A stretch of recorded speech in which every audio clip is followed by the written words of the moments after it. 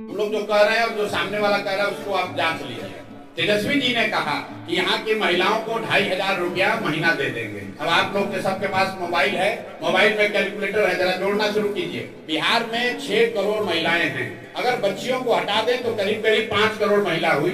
5 करोड़ महिला को अगर आप 2500 रुपया महीना देंगे तो टोटल बजट साल का आएगा 1,55,000 करोड़। बिहार का योजना बजट जो है वो 1 लाख करोड़ के आसपास का है। तो 1 लाख करोड़ का बजट है, उसमें 1.5 लाख करोड़ रुपया माई बहन योजना में दे देंगे। 200 यूनिट आप बिजली फ्री दे देंगे तो वो पैसा कहां से आएगा? उसके मुकाबले जनसुराज क्या कह रहा है? जनसुराज कह रहा है कि हम 10 बरस में बिहार में नई शिक्षा की स्थिति क्रिएट करेंगे और जब तक नई शिक्षा व्यवस्था नहीं बनेगी तब तक ये हर व्यक्ति को ये सुविधा होगी कि आप सरकारी विद्यालय अगर ठीक नहीं है, प्राइवेट में अपने बच्चे को भेजना चाहते हैं तो प्राइवेट स्कूल में भेजिए, फीस जो है वो सरकार भरेगी। क्यों कह रहे हैं? आप लोगों को लगता है कि सरकारी विद्यालय फ्री है। सरकारी विद्यालय फ्री नहीं है। सरकारी विद्यालय में बच्चों को पढ़ाने का खर्चा है 60,000 करोड़। तो हम लोग जो कह रहे हैं कि उन विद्यालयों में 60,000 करोड़ खर्चा करके अगर पढ़ाई नहीं हो रही है तो लोगों को ये अवसर दे दिया जाए कि आप तय करें कि आपका बच्चा सरकारी में पढ़ेगा कि प्राइवेट में, और अगर प्राइवेट में पढ़ेगा तो उसका फीस सरकार भरेगी। राइट टू एजुकेशन कानून में लिखा हुआ है कि अगर सरकारी स्कूल उपलब्ध नहीं है या वहां पढ़ाई नहीं हो रही है तो सरकार की ये जिम्मेवारी है कि प्राइवेट स्कूल में भी बच्चों को भेजा जाए। दूसरी बात हम लोग कह रहे हैं कि पलायन 1 साल में रोक देंगे। इसमें फ्री का कुछ काम नहीं है।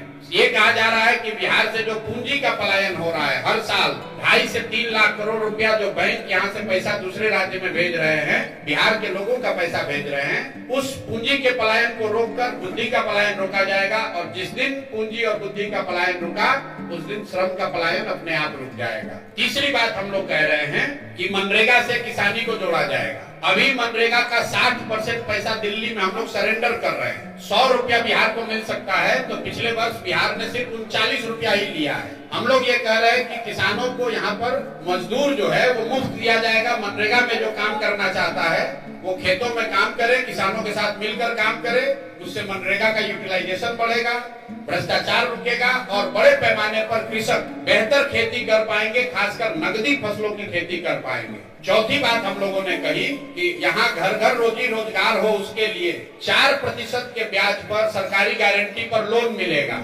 इसका टोटल खर्चा सरकार के बजट पर 5,000 से 6,000 करोड़ रुपए आएगा। बैंक से लोन लीजिएगा 10% पर, तो अगर 1 लाख करोड़ रुपया का लोगों को लोन दिलवाना है तो 4% का मतलब है 4,000 करोड़ पब्लिक देगी और 6,000 करोड़ रुपया सरकार देगी। तो 6,000 करोड़ रुपया के बजट में प्रावधान से लोगों को 1 लाख करोड़ रुपए का ऋण एडिशनल मिलने लगेगा।